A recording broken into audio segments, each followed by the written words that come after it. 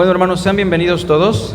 Me da mucho gusto ver a todos los hermanos aquí presentes en el curso de la escuela dominical. Como saben, tenemos la intención de dar unas lecciones con el fin de que al finalizar el curso, algunos puedan tener más conciencia de lo que es el bautismo y aquellos que no se han bautizado puedan tomar la decisión libre y voluntaria de bautizarse. Y tal vez tengamos algunos otros que ya se bautizaron en otras iglesias o en algún momento de su vida, pero bueno, aquí el punto es que el curso sirve como análisis, como reflexión, para que cada quien pueda tomar una decisión libre, voluntaria y consciente.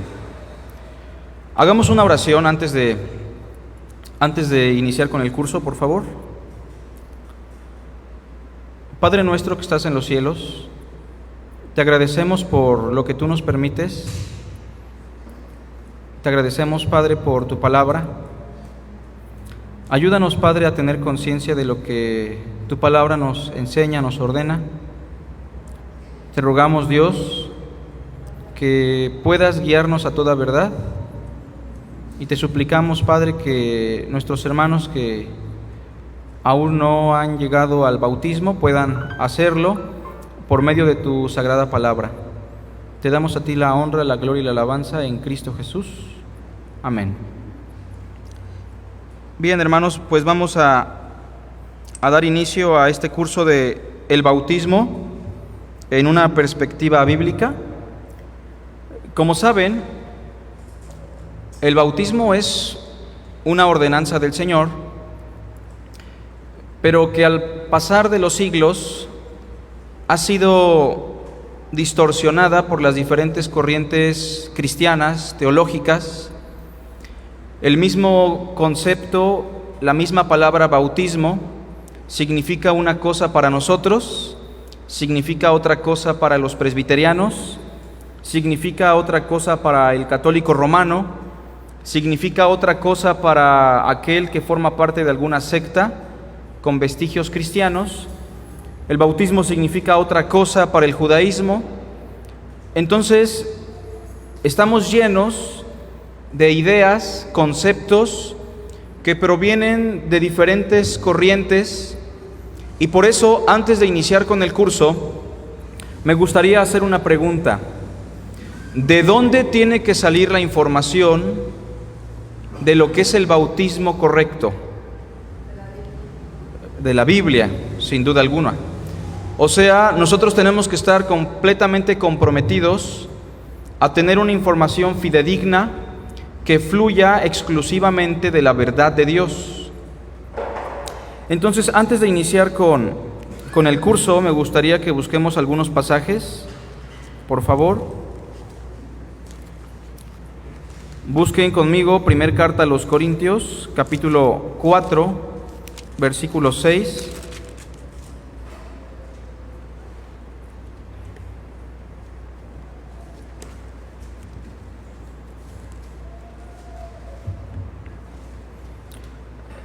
Dice así el texto: pero esto, hermanos, lo he presentado como ejemplo en mí y en Apolos, por amor de vosotros, para que en nosotros aprendáis a no pensar más de lo que está escrito. Este versículo es importante, sobre todo en la frase que dice: aprendan a no pensar más de lo que está escrito. ¿Por qué, mis hermanos? ¿Qué sigue diciendo el verso? Sobre aquellos que piensan más de lo que está escrito. ¿Qué ocurre cuando en una iglesia se empieza a pensar más de lo que está escrito? Dice el verso 6, que se envanecen unos contra otros, ¿no? Y eso es lo que ocurre cuando en una congregación algunos líderes, algunos hermanos, algunas hermanas, algunos miembros empiezan a tener pensamientos, ideas que ya no están conforme a las Sagradas Escrituras. Hoy día estamos impregnados de la tradición. El catolicismo romano, por ejemplo, le da una autoridad muy fuerte a su tradición. Yo creo que a todos aquellos que venimos de ese trasfondo, sabemos que para un católico romano, la palabra de Dios es tan valiosa e importante como la tradición católica romana. Pero en el cristianismo bíblico, o como se le conoce en el cristianismo protestante o reformado, hago una pregunta: ¿se le ha dado también mucho valor a la tradición o no? Nos damos cuenta que sí. Hay corrientes protestantes, como sería el anglicanismo, el movimiento presbiteriano, el movimiento luterano, entre otros, que en la cuestión del bautismo realmente no tienen un soporte bíblico. Más bien, hay un montón de conjeturas, ideas, hay un montón de sistemas lógicos que lógicamente pueden ser racionales, pero que no tienen un soporte en la palabra de Dios. Y debemos tener cuidado de que el bautismo no lo practiquemos o no lo concibamos a partir de una tradición, a partir de un dogma, a partir de una confesión de fe, a partir de un catecismo. Exclusivamente tenemos que ir a las Sagradas Escrituras. Bueno, vamos a dar inicio entonces. El bautismo en una perspectiva bíblica, y la lección número 1 se titula El significado del concepto bautismo. El significado del concepto bautismo. Hoy vamos a hablar entonces de lo que significa esa palabra en toda su extensión. El texto a memorizar para aquellos que se van a bautizar, sobre todo, todos lo pueden decir, pero aquí, según tengo entendido, está Camilita, está nuestra hermana Eli, ¿verdad? Frank me comentó también, y Nere. No sé si alguien más se vaya a bautizar o tenga esa intención, pero al menos aquí hay 4 presentes, y yo creo que en casita tenemos a otros que también tienen la misma intención. Entonces es importante que ustedes estén memorizando, sobre todo, los textos de cada lección. Mateo 28, 18 al 20, por favor.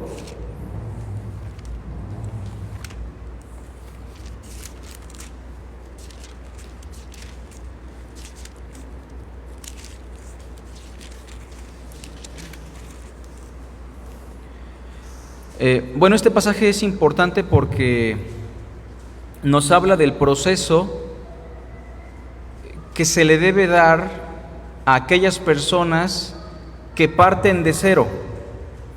A esto se le llama la Gran Comisión. Es el proceso que debemos propiciar en todas las naciones con aquellas personas que tienen las intenciones de ser discípulos de Cristo. Verso 18 dice: Y Jesús se acercó y les habló diciendo: Toda potestad me es dada en el cielo y en la tierra. Esto nos recuerda al primer Adán. Adán tuvo potestad de parte de Dios, ¿sí o no? Pero el límite de su potestad radicaba únicamente en el planeta. Lo hizo Señor sobre los animales, los peces, sobre todo lo que se arrastra. Pero el segundo Adán, que es Cristo Jesús, tiene potestad sobre el cielo y la tierra. Su reino abarca las 2 esferas. Bueno, bajo esa potestad es que tenemos que entender todo lo que concierne a la lección. Verso 19: Por tanto, eso significa, ya que tengo yo toda potestad, por tanto ustedes con toda seguridad, con todo valor, vayan y haced discípulos a todas las naciones. El primer paso entonces, si notan en el texto, en ese proceso es provocar que una persona se convierta en discípulo. Eso se da evidentemente por la predicación del Evangelio. Posteriormente, ¿qué dice? Bautizándolos en el nombre del Padre y del Hijo y del Espíritu Santo. Entonces, inmediatamente la persona se convierte en discípulo de Cristo, la persona tiene que obedecer a la ordenanza del bautismo. Versículo 20. ¿Qué pasa después del bautismo, hermanos? Enseñándoles que guarden todas las cosas que os he mandado. ¿Han escuchado de ese término doctrina? Bueno, después de que la persona se bautiza, se le tiene que estar dando un seguimiento para que guarde todas las cosas que el Señor nos ha mandado. Recuerden que hablábamos el jueves de la ley de Cristo, un conjunto de mandamientos resumidos en el amor como Él nos amó. He aquí yo estoy con vosotros todos los días hasta el fin del mundo. Amén. Entonces, aquí tenemos el texto clave a memorizar durante esta semana. Número 1, hablemos del significado etimológico. ¿A qué nos referimos con etimología? La etimología es la materia que estudia la raíz de las palabras, el lexema de las palabras. Por ejemplo, tenemos palabras muy comunes como biología. Etimológicamente hablando, ahí tenemos una palabra compuesta de dos palabras: bio, que es vida, logos, que es razonamiento. Entonces, la biología es el razonamiento sobre la vida. Los niños llevan biología en la primaria, ¿no? Según recuerdo yo. Bueno, pensando en esta palabra bautismo, viene del griego baptizo. Su palabra o su lexema es bapto, que significa primariamente inmersión. Inmersión es la idea de algo o alguien que es sumergido, en este caso en agua. Entonces, por implicación, también tiene que ver con lavamiento. La palabra bautismo, entonces, primariamente significa inmersión.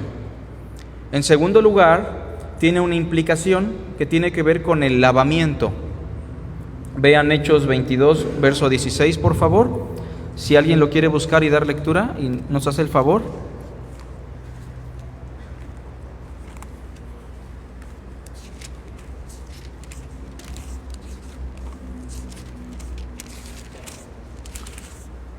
Veintidós, 16. Ahora pues, ¿por qué te detienes? Levántate y bautízate, y lava tus pecados, invocando su nombre. Vean cómo aquí a Saulo, una vez que el Señor se le revela y él se convierte en cristiano, Ananías, este discípulo de Cristo, le dice: a ver, Saulo, ¿por qué te detienes? ¿Cuál es la razón por la cual te quedas estancado en esto? Levántate y bautízate. Esa es la idea de la inmersión. Y lava tus pecados invocando su nombre.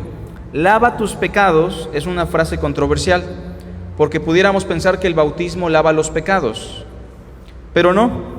Lo que lava los pecados obviamente es la fe en Jesucristo, es Cristo Jesús, es su sangre, su sacrificio. Pero en el bautismo se está simbolizando ese lavamiento, ¿se entiende? En el bautismo se está representando ese lavamiento que ya se dio. Pero aquí vemos cómo se conjugan las dos cuestiones, tanto la inmersión como el lavamiento.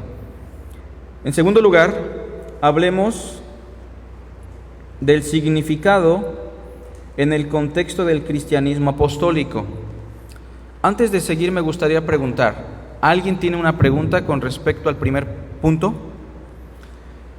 ¿Queda claro todo eso? ¿Sí? Lo que significa la palabra bautismo es inmersión, es sumergir, y tiene una implicación de lavamiento, aunque en la práctica no lava a nadie de sus pecados, solo es un símbolo. Si no hay preguntas, vamos al punto 2. El significado en el contexto del cristianismo apostólico. Me gustaría mencionar que el material se va a estar enviando al grupo de la iglesia, y si alguien tiene interés en descargarlo, se puede acercar con Gretita para que lo envíe al grupo o de manera personal, por favor. Bueno, voy a dar lectura. En el Nuevo Testamento podemos notar que el bautismo en agua para las primeras comunidades cristianas tenía un significado de iniciación. Es una palabra clave, la iniciación. ¿Por qué digo esto? Porque en muchas iglesias o en muchos círculos cristianos, el bautismo no se ve como la iniciación de un creyente, se ve como la graduación. No sé si me explico.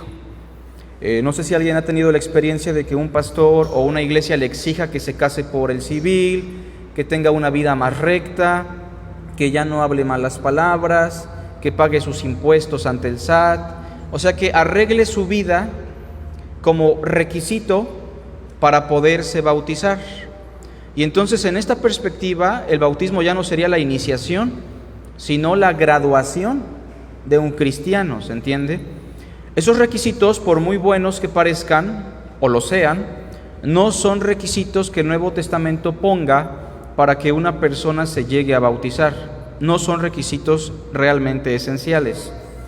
Un hombre se puede bautizar si tiene fe genuina en Cristo y obviamente después de eso, como leímos, se le tiene que enseñar a que guarde todas las cosas que el Señor ha mandado.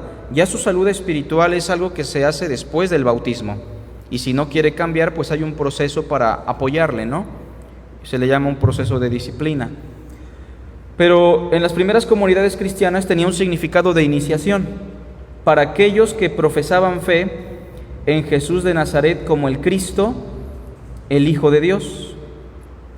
Obviamente a través de ese bautismo ellos confesaban públicamente dicha fe ante toda la comunidad cristiana para ser reconocidos como miembros de la familia de Dios. Entonces, quiero que vean un texto conmigo, Hechos, capítulo 8, por favor.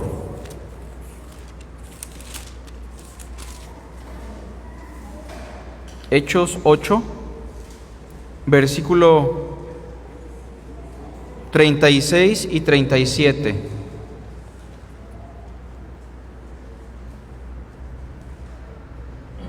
Hoy solamente estamos dando una síntesis de lo que significa. Obviamente en las siguientes sesiones vamos a ahondar un poco más en cada aspecto.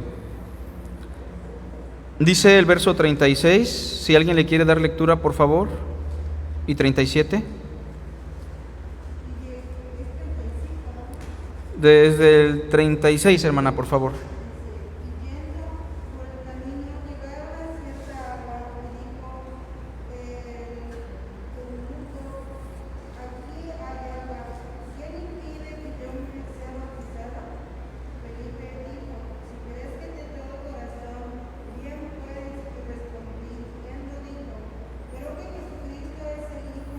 Gracias, hermana. Si regresamos un poquito arriba en el Word, por favor, hermanita. Lo que estamos destacando aquí, hermana, hermanos, es lo siguiente, miren. Era la iniciación. Aquí tenemos a un etíope, ¿no? Un eunuco que nunca había tenido contacto con el cristianismo, excepto por esta ocasión. Su estilo de vida tal vez no era perfecto, pero Felipe no se enfoca en eso. Una vez que le predica el Evangelio, él dice, aquí hay agua, ¿qué impide que yo sea bautizado?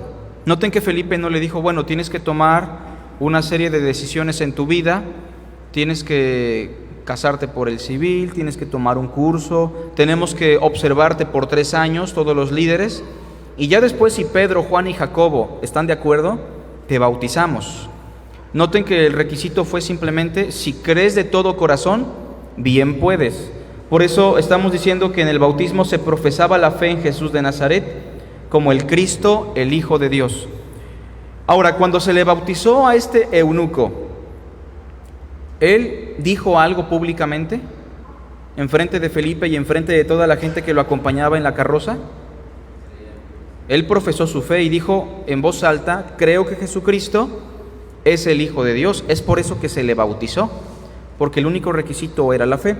Ahora, ¿ya podía ser reconocido como miembro de la familia de Dios este eunuco, sí o no? Sí, tal vez hay hermanos aquí que ya tienen la fe de tiempo atrás, sobre todo los que mencioné. No sé, tal vez Camilita, vamos a suponer, hace 1 año se convirtió al Señor, o hace 5 años, no lo sé. ¿Ya es parte de la familia de Dios Camilita desde que creyó en Jesús, sí o no? ¿Pero la podemos reconocer y aceptar como parte de la familia de Dios sin que se haya bautizado?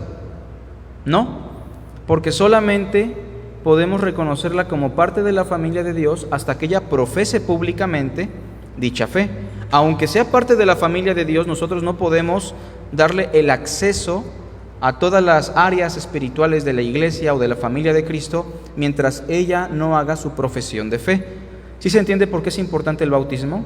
Porque es el inicio, es el acceso a la membresía de la iglesia. Solamente así podemos saber lo que hay en su corazón. De la abundancia del corazón hablará su boca y ella lo confesará en el bautismo. Bueno, seguimos. Voy a hablar aquí de algunas cositas que son importantes. Algunos aspectos importantes a destacar son los siguientes, hermanos. Y esto es importante que lo tengan en mente los hermanos que se van a bautizar. Los candidatos a bautizar eran conscientes de su fe y eran conscientes del acto del bautismo. ¿Qué significa? Que ellos sabían correctamente cuál era la fe bíblica que salvaba, como este etíope, que tenía conciencia de cuál era la fe correcta. Y segunda cosa, tenían conciencia de lo que significaba el bautismo. Ellos no miraban en el bautismo un medio de gracia para salvarse o para santificarse. Ellos sabían que el bautismo era simplemente un simbolismo nada más, donde se expresaba una fe genuina, nacida del corazón, para que la comunidad los percibiera como hijos de Dios. ¿Se entiende? O sea, el bautismo es el acto visible de una experiencia invisible. Pero ellos eran conscientes, los candidatos eran conscientes. De ahí que debemos preguntarnos si los niños pequeñitos, los recién nacidos, son candidatos bíblicos para el bautismo. De ahí deberíamos preguntarnos si cualquier persona que llega a la iglesia se le predica, inmediatamente se le debe bautizar. En aquellos días se les bautizaba muy rápido porque la gente entendía el concepto, porque la gente entendía la fe, porque Jesús de Nazaret estaba fresco en cuanto a su obra. Pero mis hermanos, ¿cuántos años han pasado desde aquella época hasta ahora? 2000. ¿Cuántas distorsiones han surgido sobre el bautismo? Muchas. ¿El idioma que hablamos es el mismo? No. La cultura en la cual vivimos es diferente. Por eso se necesita un curso, no de ética, sino de conciencia, para entender lo que es el bautismo bíblico, ¿no? Entonces, en primer lugar dijimos, los candidatos a bautizar eran conscientes de su fe y del acto bautismal. Tenemos el ejemplo del etíope, ¿verdad? Que él era muy consciente, a pesar de que era muy nuevo, en haber escuchado el mensaje de Cristo. La pregunta es, ¿el etíope ya tenía un contexto bíblico? Por lo que leemos, él profesaba el judaísmo. ¿Tenía contacto con las Escrituras? El profeta Isaías era el rollo que venía leyendo. Por lo tanto, para él fue más fácil estar consciente de esa situación. Hoy una persona viene y por tantas distorsiones que se han dado, se nos hace muy imposible bautizarlo de inmediato, ¿no? Tendríamos que darle este curso solamente a manera de conciencia, de reflexión, para que él tome una decisión libre, voluntaria, pero consciente.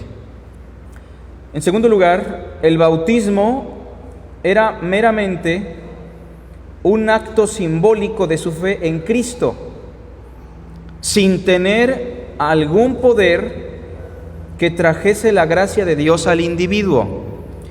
No sé si han escuchado en la teología reformada que el bautismo y la cena del Señor son medios de gracia. ¿Han escuchado eso, hermanos? Es importante que tengamos un soporte bíblico para todo lo que decimos, porque decir que algo es un medio de gracia significa que a través de ese medio Dios me confiere su gracia, Dios me da su favor. Entonces, tenemos que reflexionar mucho sobre esta situación. Cuando yo me bautismo, ¿realmente Dios me está dando de su gracia? Pensemos en su gracia en términos generales. ¿Dios me está dando de su gracia cuando yo me bautizo, perdón? Realmente no hay ningún texto que diga eso.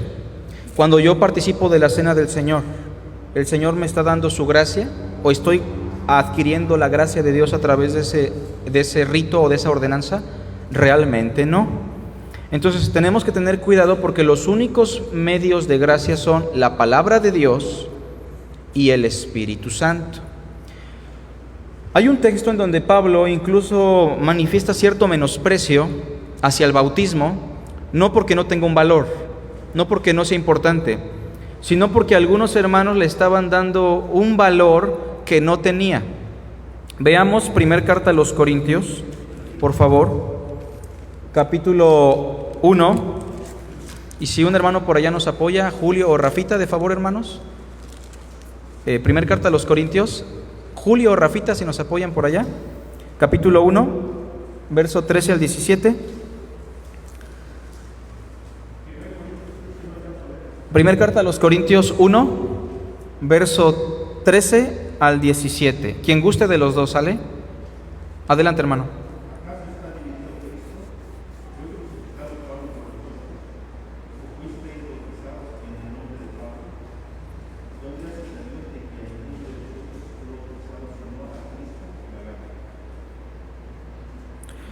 Noten aquí cómo Pablo empieza a hablar del bautismo, y me llama la atención la frase del verso 14 que dice: doy gracias a Dios de que a ninguno de vosotros he bautizado. O sea, piensen en esa frase.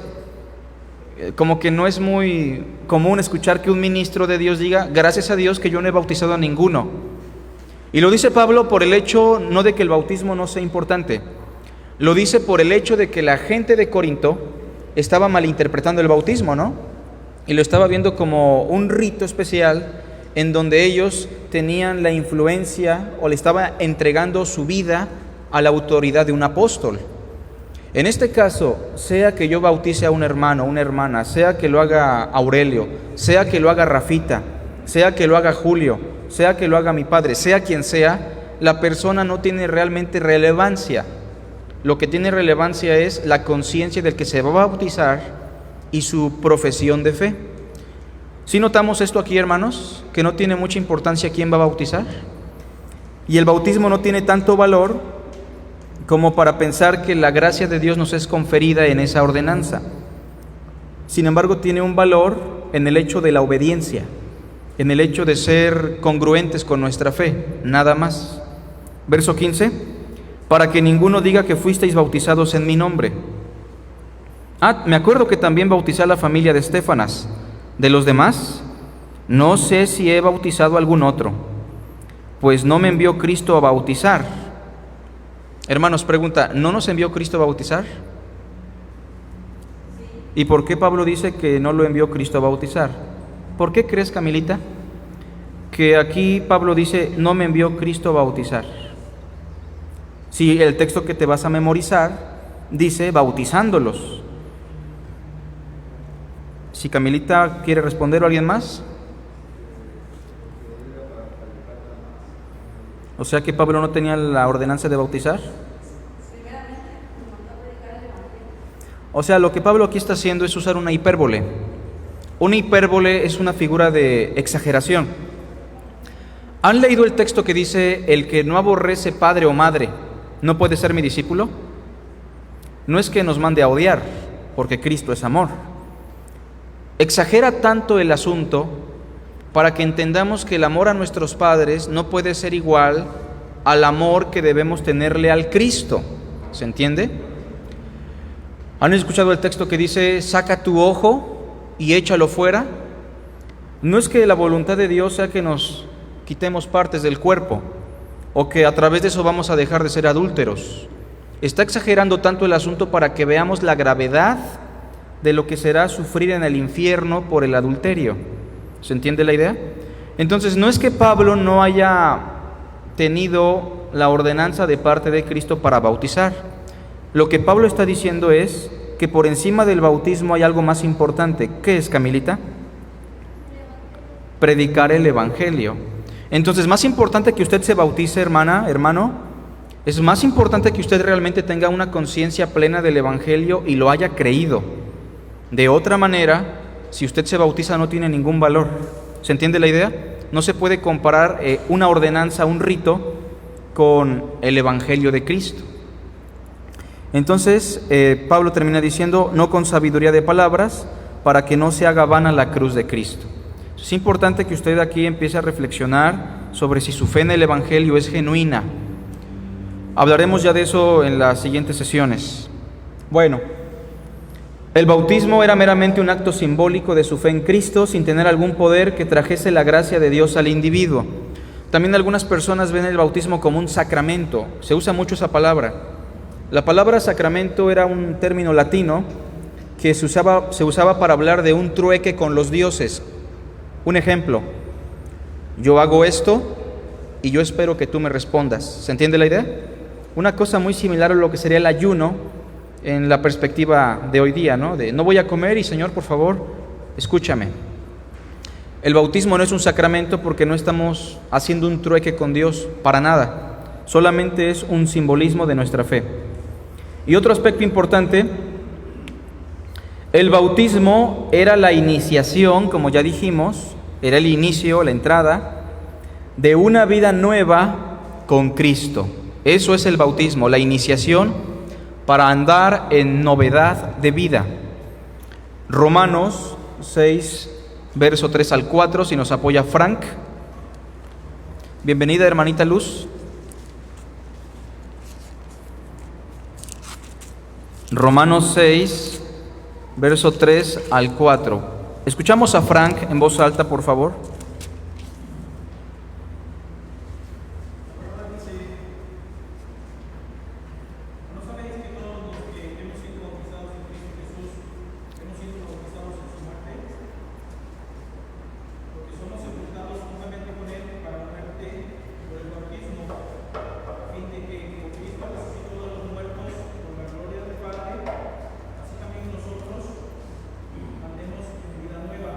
Reflexionemos sobre eso, que es muy, muy importante. Dice el verso 3, ¿o no sabéis que todos los que hemos sido bautizados, voy a hacer una paráfrasis, invocando el nombre de Jesús, ¿se entiende la idea mejor? O sea, todo hermano que se bautizó invocando el nombre de Cristo, confesando esa fe, dice el verso 3, hemos sido bautizados en su muerte. Cuando usted creyó en Cristo, ¿vivió o murió? ¿Cuál?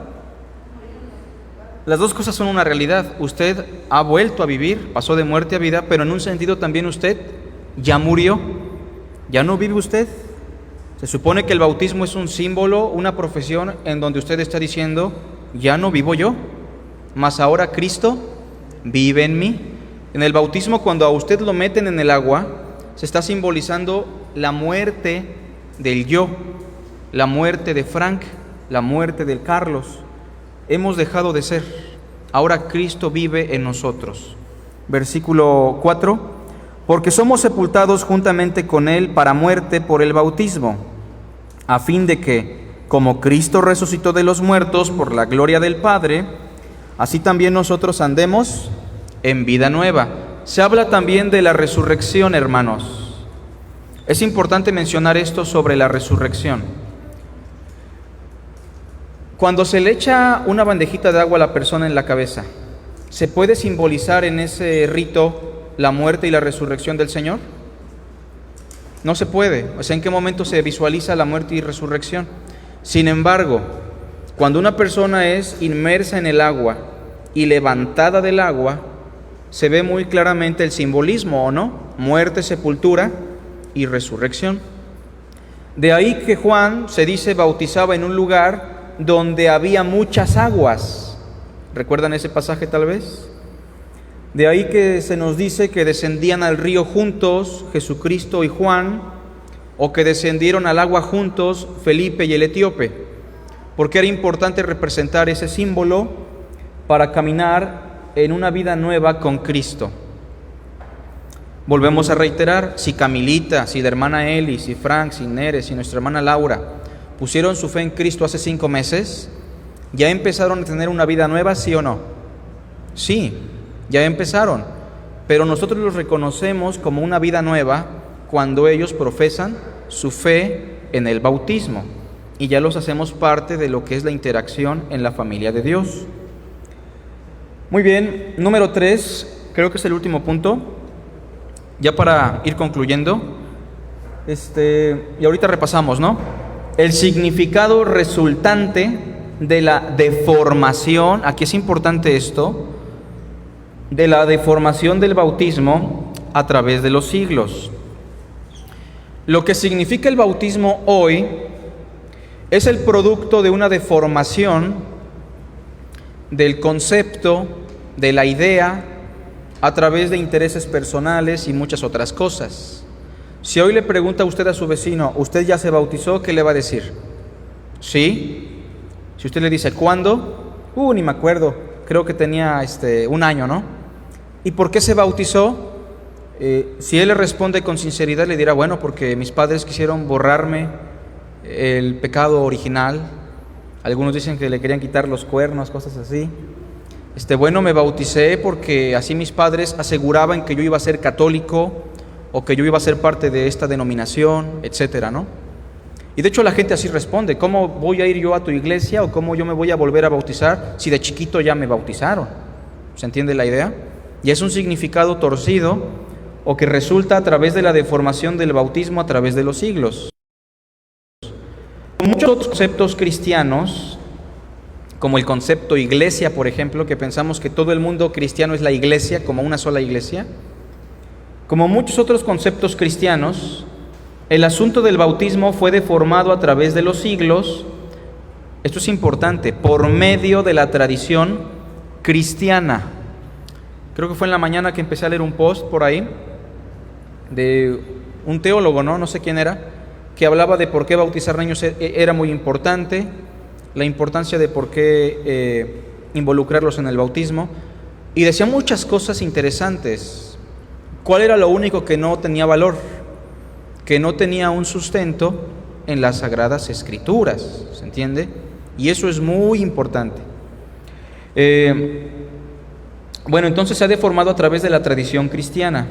A veces las autoridades eclesiásticas, como los pastores, obispos, cardenales, diáconos, en su momento el Papa, y los intereses personales de algunos individuos, lograron que se deformara el bautismo, ¿no?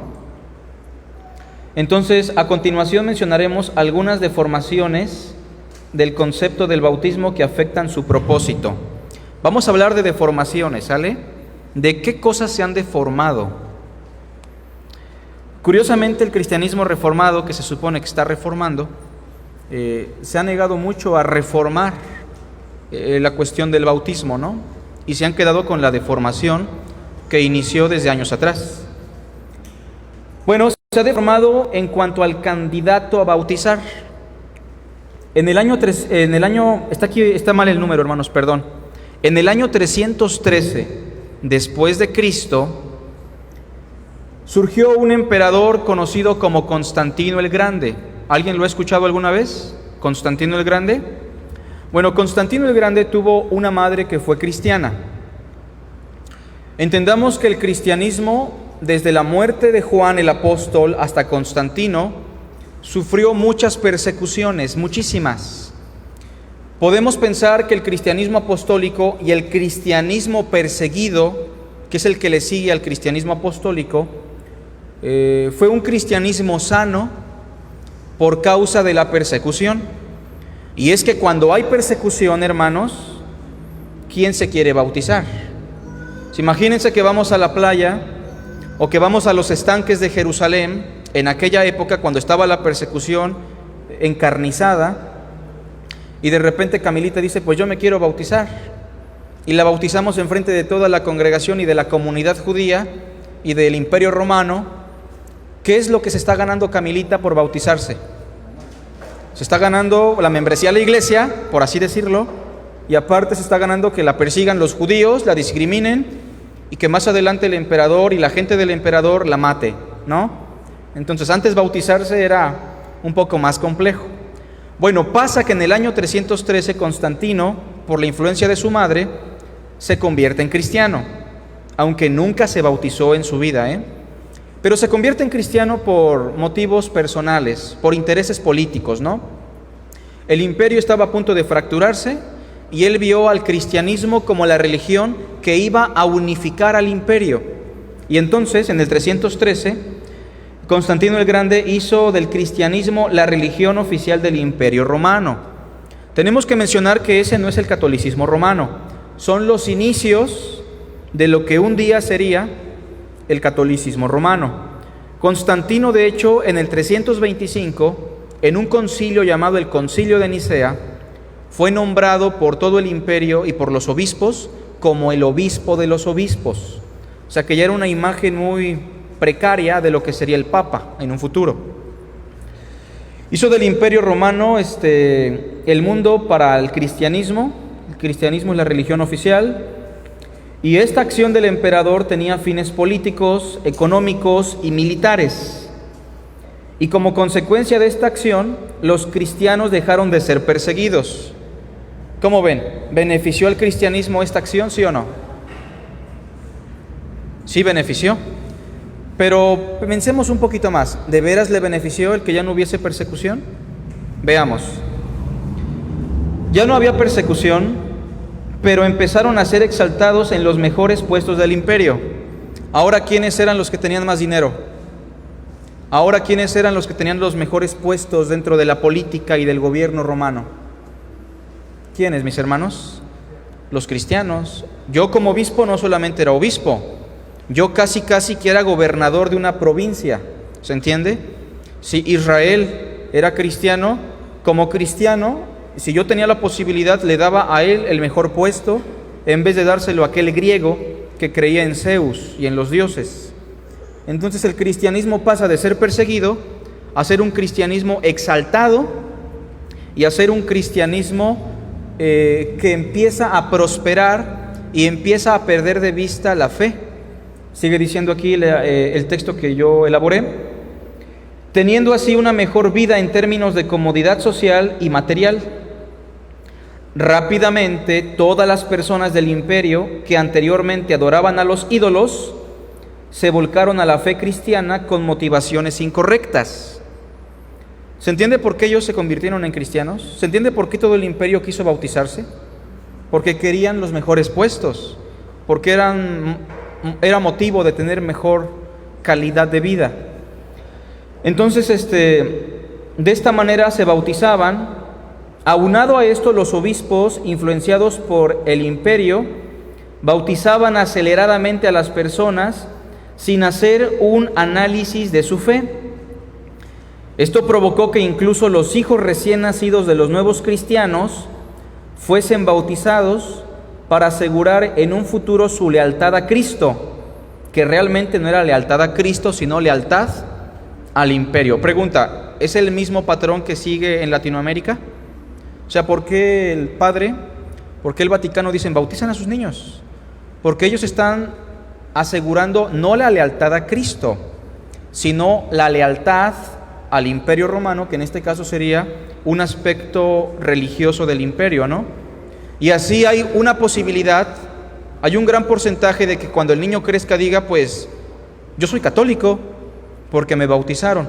De esta manera entonces el imperio estaba asegurando que la religión oficial empezara a prosperar. Obviamente que esto dejó de traducirse en persecución, pero la mayoría de las personas que eran cristianas realmente no eran cristianas. La mayoría de las personas que profesaban fe eran personas que ni siquiera tenían contacto con la verdad ni con Cristo. Bueno, entonces aquí lo que se deformó fue el candidato. Bautizaban a personas simplemente por bautizar, bautizaban a los niños para asegurarlos dentro del imperio y dentro de la religión. Seguimos en el siguiente aspecto. También se perdió el significado original del bautismo cristiano. Le preguntamos, no sé, a nuestro hermano, ¿está Frank por ahí? No, ¿verdad? Le preguntamos a Frank, hermano Frank, ¿cuál era el significado del bautismo según lo que estudiamos al principio?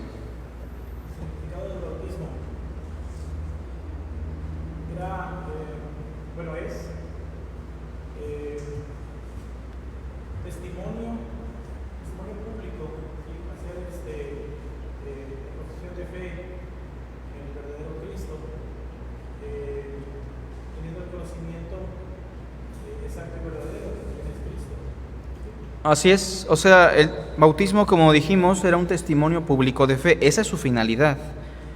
En los términos del Nuevo Testamento, bautizarse era publicar la fe que había nacido ya en el corazón. Por eso el libro de los Hechos dice, bautícense en el nombre de Jesús, lo que significa bautícense invocando el nombre de Jesús. Cada persona que se bautizaba publicaba su fe.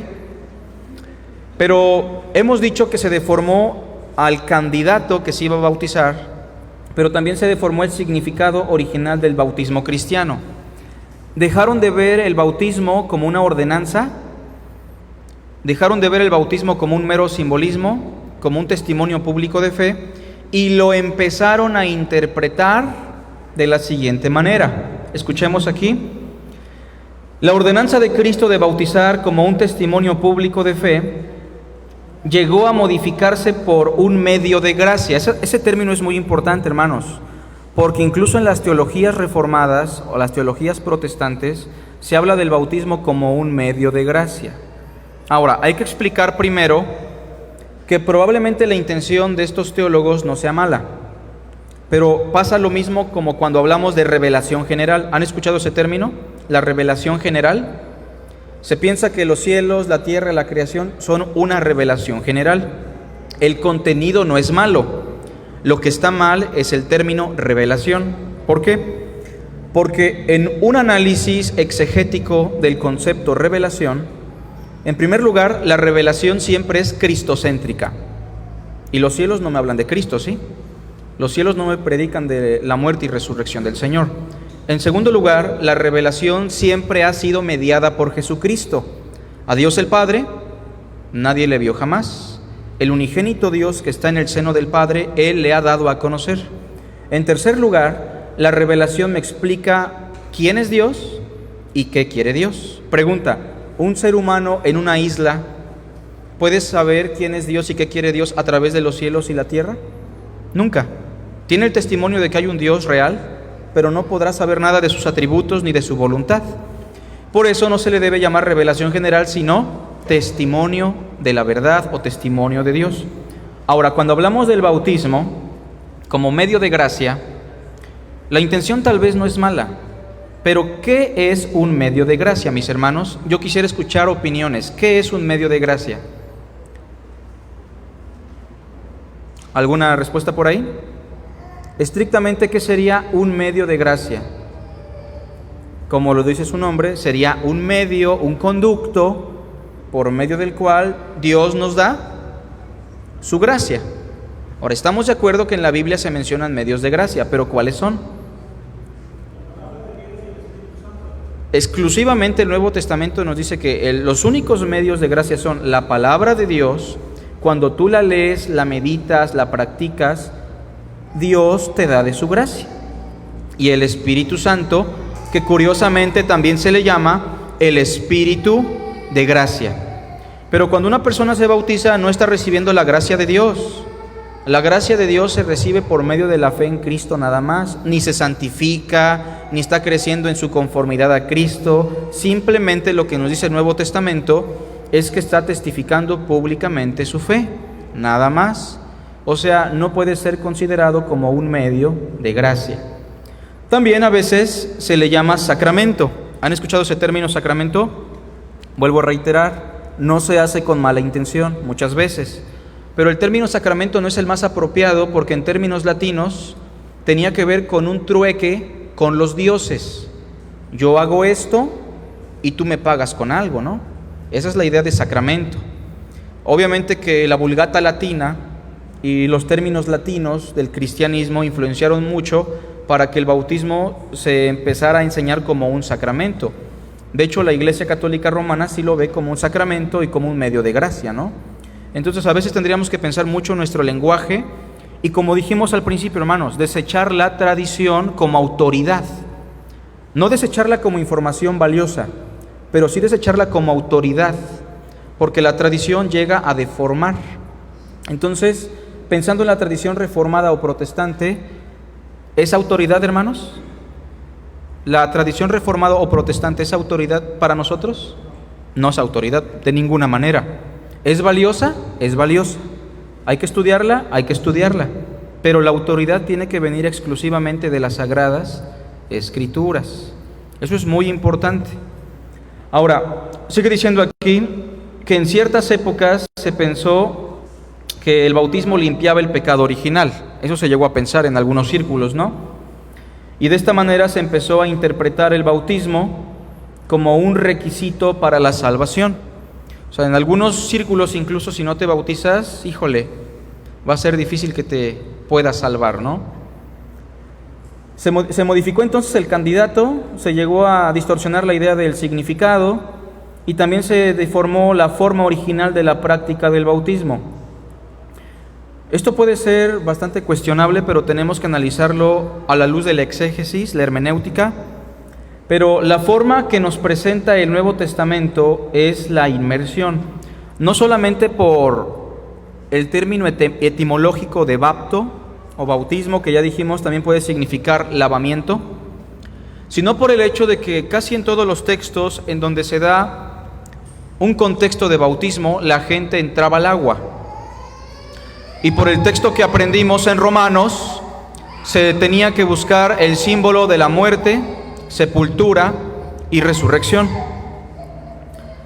En donde claramente se puede representar la fe en la muerte, sepultura y resurrección de Cristo. Sin embargo, por motivos propios del imperio, como ya hablamos un poquito de historia, y al querer acelerar la cristianización del mundo antiguo, se implementó la infusión y posteriormente la aspersión. La infusión sería agarrar una bandejita, ¿no?, y derramar el agua, y la aspersión es salpicar. En algunas otras ocasiones se hacía por cuestiones de salud, ¿no? Una persona que no podía entrar al agua, entonces era bañada con una bandejita. Al final de cuentas, entendamos, mis hermanos, que la esencia del bautismo es la profesión de fe, pero la forma también se llegó a distorsionar, a deformar, al grado que el catolicismo romano e iglesias protestantes ven esto como algo muy común, pero curiosamente se apela más a la tradición, a la lógica, al raciocinio y no al testimonio bíblico.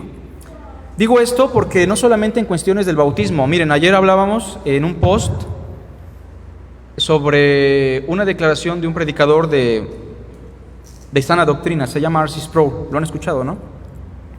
Él decía: lo peor del infierno es la presencia de Dios en él.